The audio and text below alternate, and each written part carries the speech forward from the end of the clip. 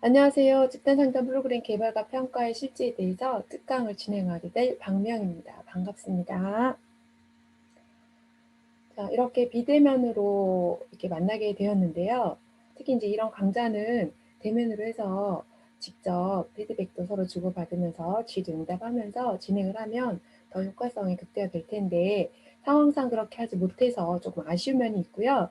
더더군다나 좀 줌으로라도 온라인상으로라도 실시간 강의를 하면 더 효과적이겠다 싶은데 여러분들 여러 가지 상황이 어렵다고 하니 일단 제가 녹화를 해서 여러분하고 같이 이 강좌를 진행을 하도록 하겠습니다.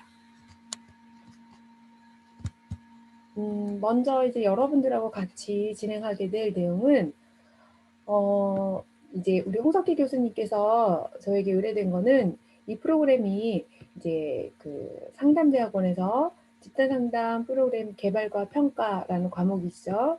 그래서 그 과목에 대해서 제가 인제 강의 계획서랑 진행된 강의 내용들 보니까 우리 교수님께서 너무 꼼꼼하게 디테일하게 수업을 잘 이제 내용 전달을 해 주셨더라고요. 그래서 그러다 보니 제가 그 내용에 기반해서 실제 현장에서 프로그램을 기획을 어떻게 하고 기획된 프로그램들이 어떻게 진행이 되는지에 대한 실사례들을 이야기를 해 줬으면 좋겠다라고 의뢰를 받았습니다. 그래서 인제 제가 쭉 어떤 이야기를 해 드릴까 지금 살펴보다가 이제 전반적으로 여러분들이 지금까지 아마 수업 내용을 통해서 집단 상담 프로그램 기획이 뭐냐에서부터 시작해서 기획하고 또 프로그램을 구성하고 프로그램을 실시하고 평가 이게 이제 이 과목의 전반적인 흐름일 텐데요. 그거에 대한 흐름들을 이제 개괄적으로 저랑 잠시 살펴보고 이 개괄적으로 기획과 평가에 이르기까지 이 흐름들이 실제 현장에서는 어떻게 적용이 되고 어떻게 실시가 되는지를 저의 경험을 중심으로 이야기를 해 드리도록 하겠습니다. 저는 인제 전공은 사회복지학입니다. 뭐 학부, 석사, 박사 다 사회복지를 했고요. 현장에서 저도 인제 먼저 말씀을 드리자면 저는 90 년대 초중반부터 사회복지 현장에 있었습니다. 현장에 있으면서 그때 당시에는 프로그램 개발과 평가라는 과목 자체도 있지 않았어요. 그냥 현장의 실무자들이 필요에 의해서 프로그램을 개발했어야 했고 그리고 진행을 하고 진행에 의한 평가를 실시를 했는데 이거에 대한 그 개괄적인 틀이 제시되지 않는 상태였어요. 그래서 저도 인제 첫 직장에서의 경험이 가장 힘들게 프로그램을 개발한다라는 의미에 대해서 굉장히 많이 고민했던 기억이 있고 그리고 그 개발도 사실은 이제 다른 기관들이 어떻게 진행하는지를 벤치마킹해서 진행을 하고 그랬던 경험이 있어요. 그 이후에 이제 그 인터넷 시대가 되면서 정보들을 수집하고 그리고 이제 어떤 여러 가지 콘텐츠들을 수집하면서 프로그램을 개발하고 평가하는 게 무엇이다라고 감이 잡을 때쯤 해서 90 년대 사회복지 학계에서도 90 년대 중후반부터 프로그램 개발과 평가라는 것들이 체계를 잡아야 된다라는 게 화두였고요. 그러면서 그 실제 워크숍이나 세미나들을 많이 실시를 했어요. 그래서 실무자들이 많이 워크숍을 통해서 세미나를 통해서 프로그램을 현장에서 어떻게 개발하고 평가하는 에 이르기까지 어떻게 진행해야 되는지를 직접 발로 뛰어서 배우러 다녔어요. 그 이후에 대학교 커리큘럼에 인제 프로그램 개발과 평가라는 과목이 생기게 됩니다. 그래서 제가 학교 다닐 때는 프로그램 개발과 평가라는 과목이 없었어요. 그리고 그 이후에 90 년대 후반 2000 년도에 돼서야 이게 인제 사회복지 교과목으로 프로그램 개발과 평가가 인제 그 지정이 됩니다. 아마도 더군다나 이제 상담심리 쪽에서는 이미 사회복지 쪽에서 진행되고 있는 것들을 의 체계들을 빌려와서 이 상담심리 쪽에서 지금 응용하고 적용하는 것으로 알고 있습니다. 제가 인제 저도 사회복지를 전공했지만 실제 이후에 쭉 상담과 관련된 업무를 진행하고 또 현장에서 많은 상담 업무를 또 상담 프로그램을 개발하고 진행을 했습니다. 그리고 지금까지도 실제 아동, 청소년, 가족 지원과 관련한 상담 프로그램을 많이 진행을 하고 있습니다. 개별, 또 집단, 그다음에 교육 프로그램들을 많이 진행을 하고 있는데 그러다 보니 상담 심리 쪽에서도 이제는 체계적으로 프로그램들을 기획하고 개발하고 진행하고 진행에 따른 평가까지를 해야 된다라는 이제 목소리들이 나오면서 학계에서 이 프로그램과 개발 평가들의 책들이 이제 나오고 그러면서 이제 과목으로 지정이 된 걸로 제가 전체적인 흐름은 그렇게 진행이 되고 있어요. 그래서 처음 시작은 사회복지 쪽이다. 사회복지 쪽에서 상담 심리 쪽에서 사회복지에서 했던 기반의 모토를 가지고 와서 상담 심리 쪽은 사회복지 쪽보다 더 미시적인 체계에서 개인의 어떤 심리 정서적인 세밀한 변화까지 이끌어내야 되는 결과들을 가지고 와야 되기 때문에 보다 더 구체적으로 개발하고 또 그거에 대한 실시, 종결, 평가까지를 체계적으로 접근해야 된다라고 이제 그 연구진들에 의해서 연구되고 학계에서 이것들이 교과목으로 된 걸로 제가 그 흐름들을 그렇게 이해를 하고 있습니다.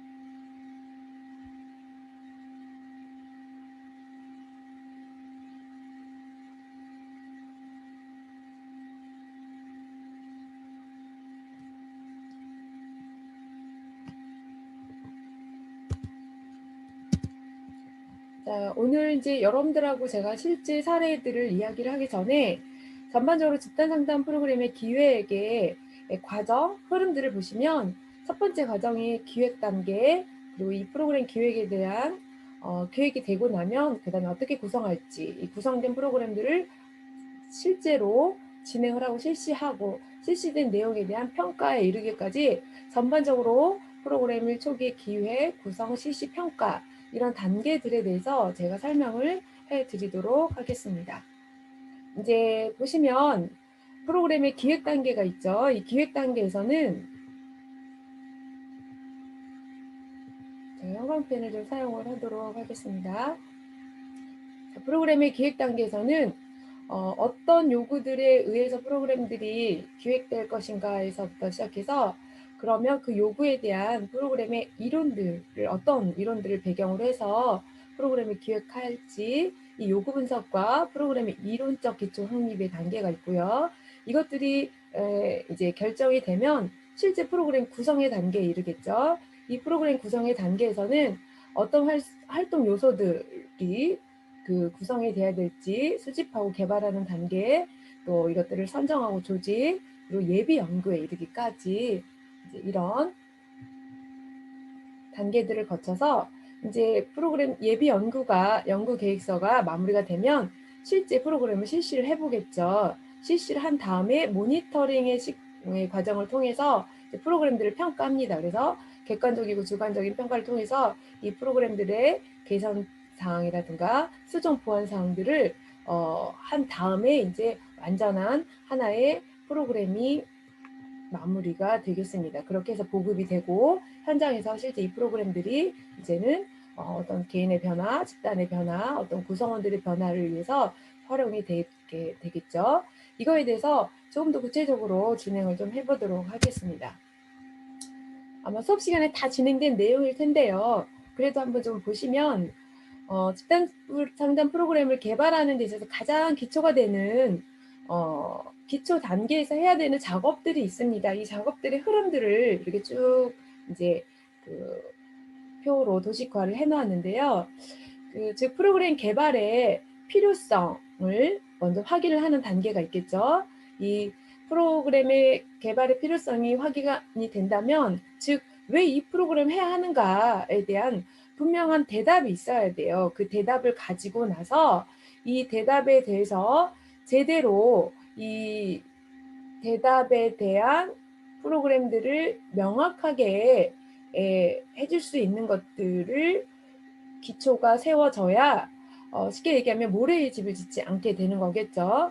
이제 프로그램 개발의 필요성이 확인이 되면 그다음에 이제 브레인스토밍을 하겠죠. 이 브레인스토밍에 참여하는 구성원들은 실무자 또는 직접적으로 프로그램의 대상이 되는 대표단, 그다음에 프로그램 개발자, 또 뭐 기획에 참여하는 기획자 등들이 되겠죠. 이 사람들이 이제 여러 가지 의견들을 통해서 다양한 아이디어들을 이제 내게 되겠죠. 이 아이디어들이 많을수록 이제 좀 더 구체화 되겠죠. 이 브레인스토밍의 단계에서는 예를 들면 뭐 어떤 프로그램에 대한 주제, 또 프로그램에 대한 이름 짓기부터 시작해서 궁극적으로 주제가 정해졌다면 이 주제에 대한 목적이 있잖아요. 주제와 목적은 사실은 동일해야 돼요. 이 목적이 정해지면 이 목적에 맞는 세부 목표가 정해지고 이 세부 목표에는 다시 하위 목표가 정해지게 됩니다. 이 세부 목표와 하위 목표는 궁극적으로 이 프로그램을 진행해서 목적 달성을 하기 위한 목표가 되겠죠. 근데 우리가 이제 이 목적과 목표를 많이 혼돈하는 경우가 많이 있어요. 그래서 쉽게 생각하면 우리가 전략과 전술에 있어서 전략이 상위 개념이고 이 전략을 성취하기 위해서 전술은 언제든지 변화 가능하잖아요. 마찬가지입니다. 프로그램이 정해지면 어떤 프로그램을 하겠다 주제가 정해지면 이 주제에 대한 보다 구체적인 목적이 설정이 되고요. 이 목적이 설정이 되면 목적에 이르기까지 달성하기까지 목표가 구체화되어야 됩니다. 그래서 목표는 조금 더 목적이 조금 더 포괄적이고 함축적인 의미를 담고 있다면 목표는 이 포괄적이고 함축적인 것을 조금 더 수치화, 체계화, 명시화해주는 세부적으로 접근을 해주는 게 목표입니다. 예를 들어서 이 주제, 이 목적에 이르기 위해서 이 프로그램은 몇 회를 실시하겠다, 몇 명을 데리고 몇 회를 실시해서 이러한 성과를 내겠다. 성과의 목표는 이 정도 수치이다. 그래서 사전 사후, 사전에 먼저 그 목적에 달성하기 위한 사전 도구를 가지고 검사했더니 사전 점수가 30이었다면 이 프로그램을 투입함으로 인해서 사후 점수를 80점 이상 높이겠다. 뭐 이런 세부적인 목표치를 정하는 게 바로 목표에 해당이 됩니다. 이제 예를 들어서 뭐 주제, 명칭, 목적이 됐다면 중요한 거는 대상자 선정인데요. 대상자 선정에 있어서도 사실은 처음에 프로그램의 개발의 필요성 확인 단계에서부터도 이미 대상자는 있는 거죠. 왜냐하면 대상이 있어야 프로그램의 필요성이 확인이 되니까. 그런데 여기서 말하는 대상자의 선정이라는 거는 구체적으로 이 프로그램에 참여하는 대상이 누구인가를 선정하는 거예요. 그건 이제 나중에 이 뒷부분에 대상자 분석에서도 조금 더 구체적으로 설명을 해줄 텐데요. 이제 등등 그런 모든 이야기들을 이 브레인스토밍 시간에 진행을 합니다. 그리고 나서 이게 이제 결정이 되면 개발팀을 구성을 하겠죠. 이 개발팀을 구성을 하고 이 개발팀에 의해서 이 프로그램을 개발하는 데 있어서 어느 정도 예산이 들 건지를 이제 계획을 세우고 예산을 확보하는 단계를 갖게 됩니다. 이 예산을 확보한 다음에 이제 드디어 대상자 분석을 하는데요. 대상자 분석이라고 하면은 여러분 수업 시간에 배웠겠지만 우리 큰 틀에서 대상자는 일반 대상, 즉 일반 집단이 있겠죠. 일반 대상이 있고 이 일반 대상은 쉽게 얘기하면 전 국민이도 될 수도 있고 부천 시민이 될 수도 있겠죠. 그러면 이 전 국민 또는 부천 시민 다 이 프로그램을 투입할 수는 없잖아요. 그럴 때는 이 일반 대상자 중에서 위험 집단이 있어요. 위험 집단. 예를 들면 우리가 청소년 대상으로 프로그램을 개발한다. 그러면 부천시에 거주하는 모든 청소년이 일반 집단이 되겠죠. 그럼 위험 집단은 이 청소년 중에서 또 또래 부적응 청소년, 일반 청소년 중에서도 또래 부적응 청소년을 위험 집단이라고 한다면 그럼 이 또래 부적응 청소년을 다 프로그램을 투입을 할 거냐? 그렇게 할 수가 없거든요. 그러면 이제는 표적 집단을 정해야 돼요. 이 또래 부적응 청소년 중에서 이제 구체적으로 이 프로그램의 대상이 되는 대상자들을 정해야 돼요.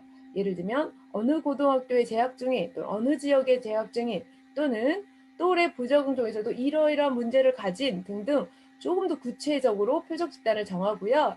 그러면 이 표적 집단이 그래도 이 숫자를 뭐 몇 3명이 될 수도 있고 몇 100명이 될 수도 있고 몇십 명이 될 수도 있는데 그걸 다 진행을 하느냐? 그렇지 않거든요. 집단은 우리가 배웠겠지만 가장 기본적으로 8명 내지 6명에서 12명까지가 가장 적정한 집단 상담을 진행하기에 적절한 숫자가 되겠죠.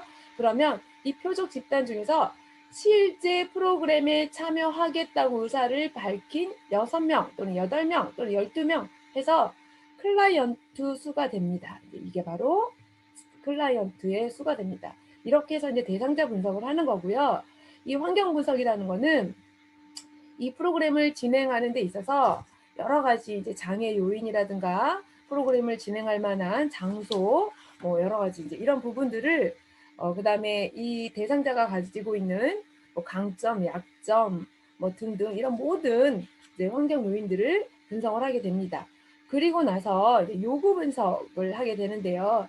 이 요구 분석도 마찬가지로 이제 요구 분석은 이 클라이언트들이 가지고 있는 요구가, 즉 우리가 그 대상자를 분석할 때 실질적으로 이 대상자로 소속된 환경을 포함해서 이 대상자들의 욕구, 니드가 뭐냐, 원투가 뭐냐, 이것들을 정확히 분석해야 돼요.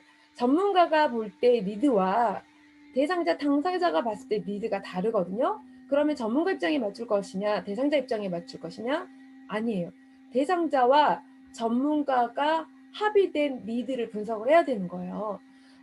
전문가 입장만 고려해서도 안 되고 대상자 입장만 고려해서도 안 되고, 왜냐면 대상자 당사자는 당사자가 처한 환경에서의 당사자 입장만 볼 수 있기 때문에 그 이외의 객관적인 환경적 분석에 의한 요구들을 전문가에 의해서 볼 수가 있거든요. 그런 부분들을 다 총괄해서 요구 분석이 이루어지고 나면 이러한 모든 것들을 이제 담아낼 수 있는 이론이 뭔가를 찾아내야 돼요. 예를 들면 또래 부적응을 했다. 그럼 이 또래 부적응의 원인들을 뒷받침해 줄 수 있는 이론들이 반드시 있어요. 이 이론들은 굉장히 다양한 이론들이 있을 텐데 그 중에 가장 적합한 이론이 무엇이 있을지를 여러 이론들을 분석하고 검토하고, 그리고 이 개발팀 또는 이 프로그램을 개발한 이 기관이 가장 접근하기 용이한 또는 접근할 수 있는 개발자의 전문성이 갖추어진 이론을 가지고 프로그램을 개발을 해야 되는 거예요.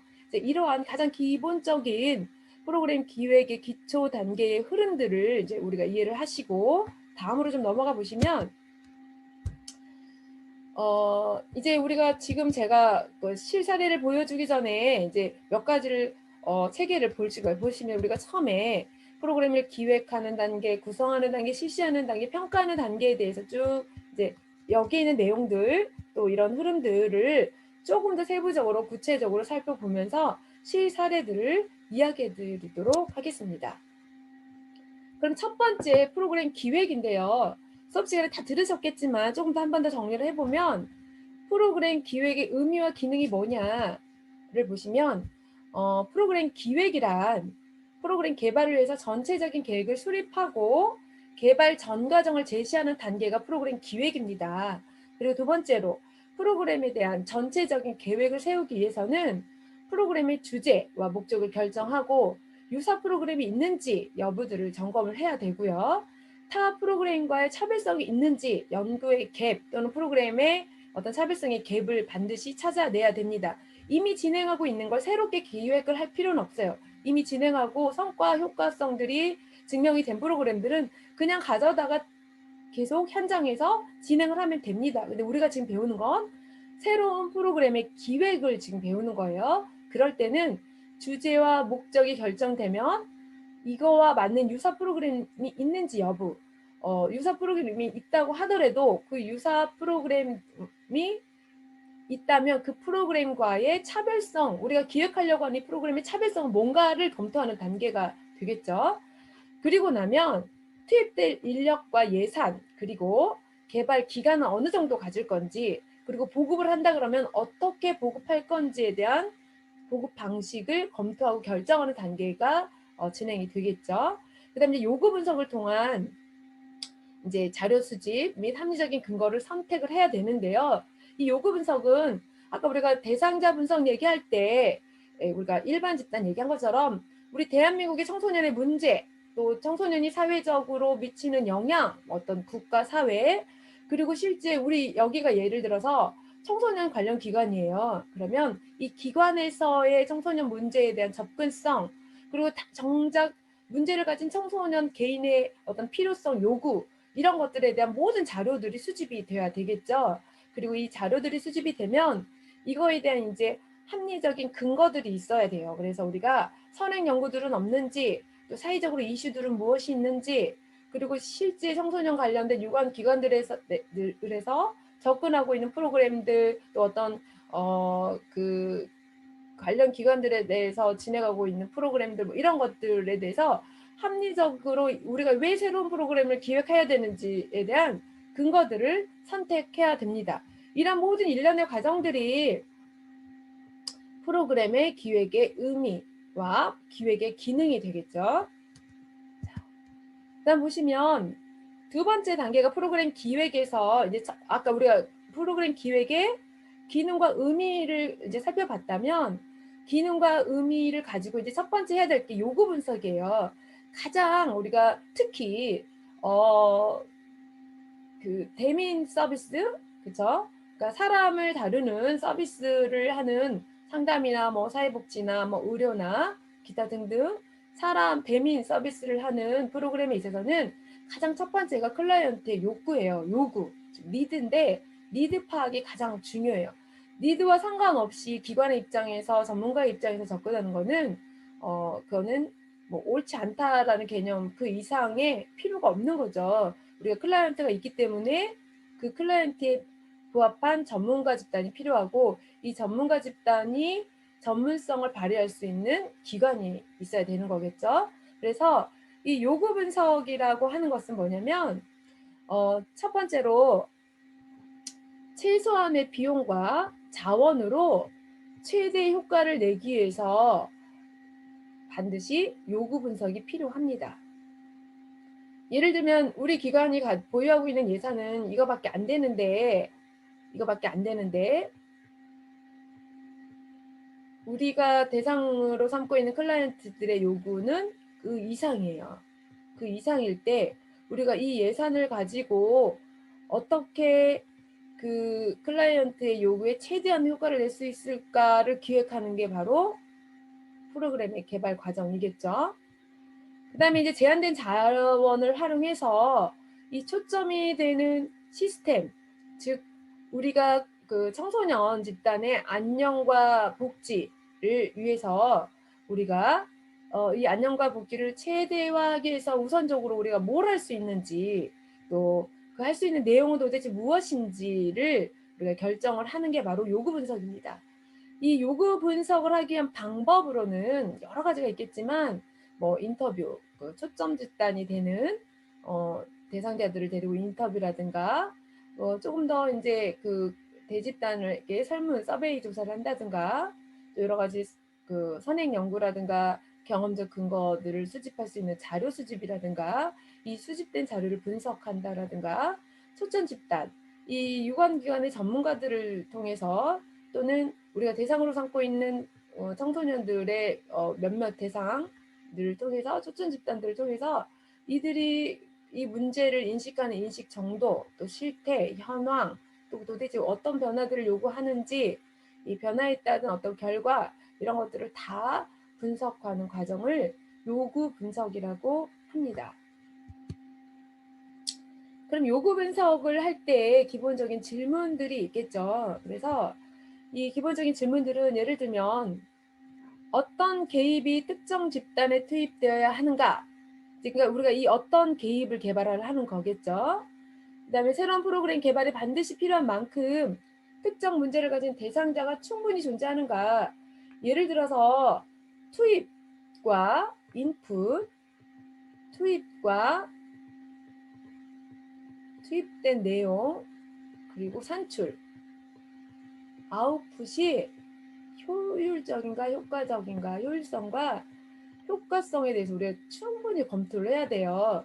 왜냐하면 그럼 이제 투입된 프로그램을 우리가 지금 기획을 하는 거잖아요, 프로그램을. 근데 여기에는 투입에는 프로그램만 있는 게 아니라 대상자도 있단 말이에요. 그럼 이 문제를 가진 대상자가 아까 얘기했던 일반 집단 전체의 몇 퍼센트를 해당되는가, 그리고 일반 집단은 과연 사회적 위험 집단이라고 말할 수 있는가? 그럼 이 위험 집단은 우리가 사회 문제로서 해결해야 될 표적 집단이라고 볼 수 있는가까지를 우리가 분석을 해야 돼요. 예를 들어서 이 위험 집단, 표적 집단이 전체 인구수 대비, 또 사회적 문제 이슈성의 비율 대비, 이런 것들을 다 포함을 해서 충분히 존재할 때 프로그램을 개발을 하는 거예요. 자, 그 다음에 잠재적 대상자가 이미 존재하는 관련 프로그램에 대해서 알고 있는가? 그러니까 이 우리가 대상자로 삼고 있는 클라이언트가 프로그램들에 대해서 알고 있는가 여부도 우리가 파악을 해야 되고요. 혹은 그 프로그램에 대해서 긍정적인 평가를 하고 있는가? 아무리 좋은 프로그램들이 있어도 프로그램의 대상이 되는 대상자가 가지고 있는 want, need가 없다 그러면 소용이 없거든요. 또한 need가 있어도 참여 의사가 없으면 소용이 없거든요. 그래서 이 프로그램에 대해서 인식하고 있는가, 그 프로그램의 참여에 대해서 긍정적인 평가를 하고 있는가도 파악을 해야 돼요. 그 다음에 잠재적 대상자의 기존 프로그램 참여를 방해하는 요인이 있는가 또 보셔야 돼요. 그래서 우리가 이제 보시면 뭐 프로그램 개발을 하기 위한 연구를 한다거나 실무 현장에서 프로그램을 직접 진행을 한다거나 했을 때 아무리 좋은 프로그램들을 저희가 개발하고 가지고 보유하고 있다고 하더라도 대상자가 확보가 어려운 집단일 때는 소용이 없더라고요. 대상자 확보가 어렵다라는 거는 컨택, 그러니까 인크루트 자체가 어렵다라든가 또 대상자들이 아웃풋, 즉 밖으로 나오려고 하지를 않는다든가 접근성 자체가 어렵다든가 했을 때는 아무리 좋은 프로그램의 기획과 의도가 있고 프로그램이 있다 하더라도 어렵다라는 거죠. 예를 들면 제가 이번에 친족 성폭력 피해 자녀 어머니 대상으로 연구를 했거든요. 근데 했을 때 제가 이제 그 상담 현장에서 친족 성폭력 가족을 접근하게 된 계기가 있었고요.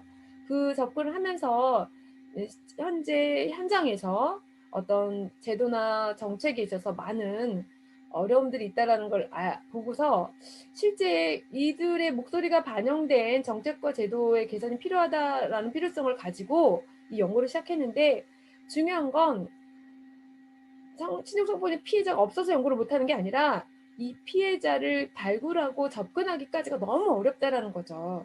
그리고 이 피해자들을 접근하고 있는 그 관련된 유관 기관들조차도 이들에게 연구에 참여하세요라고 강요할 수 없다라는 거죠. 이게 이제 우리가 연구 윤리에 해당이 되는데 이 연구 윤리에서 법적으로 동의가 돼야 되고 자발적인 동의가 돼야 된다는 거거든요. 설사 동의가 돼서 진행을 하더라도 나는 자발적으로 동의하지 않았습니다라고 했을 때는 이거 연구 윤리에 위배돼요. 그래서 그게 어렵다는 거죠. 예. 자, 그 다음에 계속 혹은 악화되는 특정 문제가 존재하는가. 예를 들면 친족 성폭력이라는 것들이 사회적으로 역사적으로 근절되어 왔는가. 그렇지 않거든요.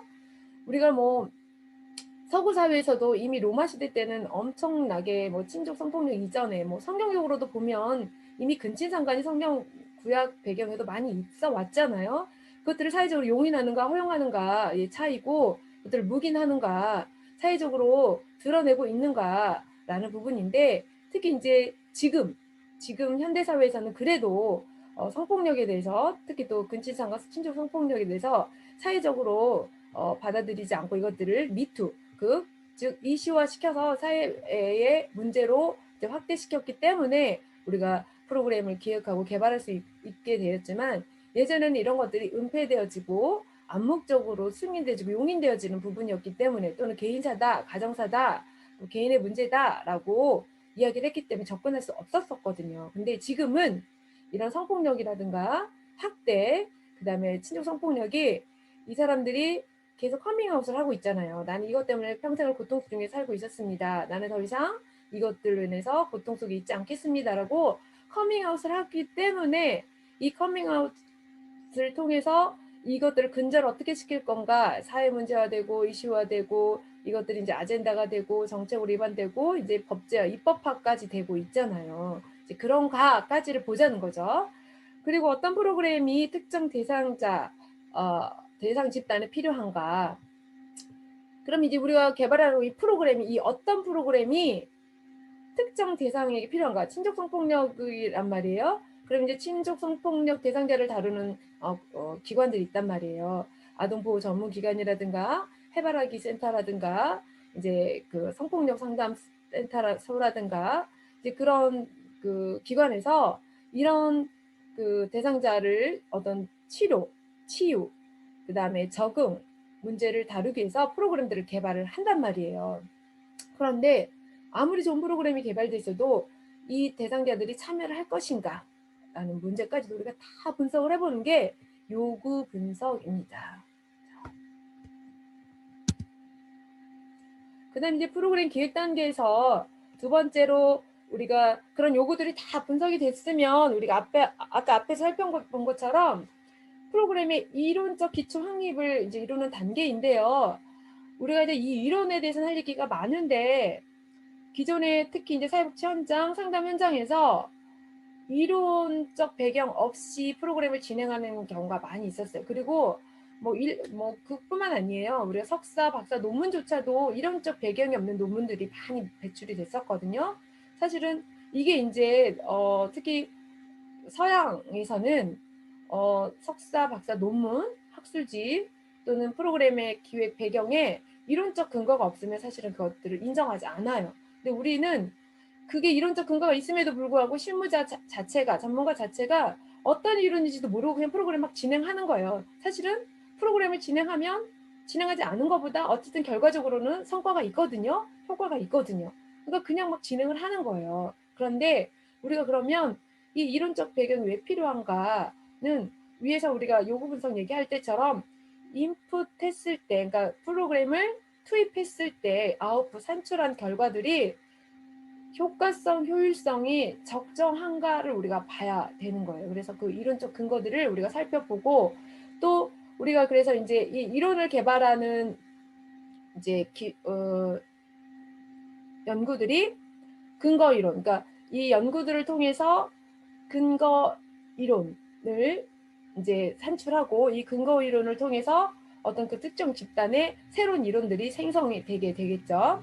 이제 여타 이제 좀 더 설명을 하자면 그래서 어쨌든 이론이 필요한 이유들에 대해서는 이제 다 학계든 실무자 측이든 또 전문가 입장에서든 필요한 이유들에 대해서는 시간이 흐를수록 합의가 된 거죠. 합의라기보다는 필요성을 같이 동의를 한 거죠.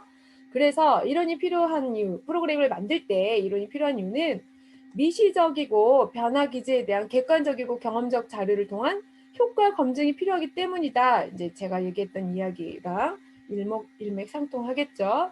그러면 이제 이론적 모형을 개발하기 위해서는 프로그램의 개념의 틀을 잡고 변인 간의 관계에 대해서 가설을 세우고 이것들을 검증하는 과정을 거치는 게 바로 이론적 모형을 개발하는 단계인데요.